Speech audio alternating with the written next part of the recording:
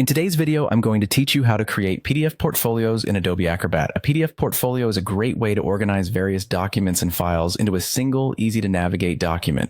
Whether you're gathering reports, slides, photos, or a mix of different file types, Acrobat offers a neat way to compile and present them in a unified format. So let's dive into the process of putting together an effective portfolio using Acrobat Pro. First things first, you'll want to open up Acrobat Pro on your computer. If you don't have it installed yet, it's worth noting that Adobe offers a free trial if you're not already subscribed, but for today's task, having the Pro version is essential due to the portfolio functionality. Once you have Acrobat Pro up and running, you'll want to look towards starting a new portfolio. On the dashboard, you should see an option for creating a new file or project. Navigate there and select the option specifically for starting a new portfolio. This will set the stage for adding and organizing the files you desire. Now that we have our portfolio framework set up, the next step is to populate it with content. To do this, simply click the option labeled Add Files. Here, you'll have the chance to search through your computer to find all the documents, images, and other files you want to include.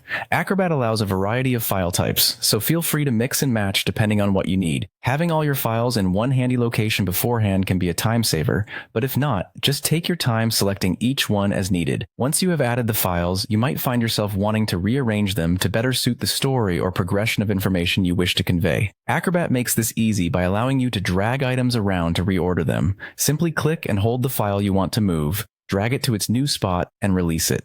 This ability to reorder helps in crafting a more logical and impactful presentation of your documents. After arranging your files, consider editing the file descriptions and thumbnails if needed. By doing this, you can provide additional context or information for each file within your portfolio. It's a helpful way to guide your viewer through the portfolio or highlight key features of particular documents. To edit these, simply click on the file and find the settings or options that allow you to modify the description or thumbnail image. Finally, when you're satisfied with how everything looks and flows, it's time to save your portfolio.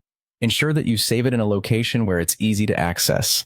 And that's it. You've created a PDF portfolio in Adobe Acrobat. Hopefully, this guide helps you to effectively organize and present your documents. Thanks for watching, and don't forget to like and subscribe for more tutorials.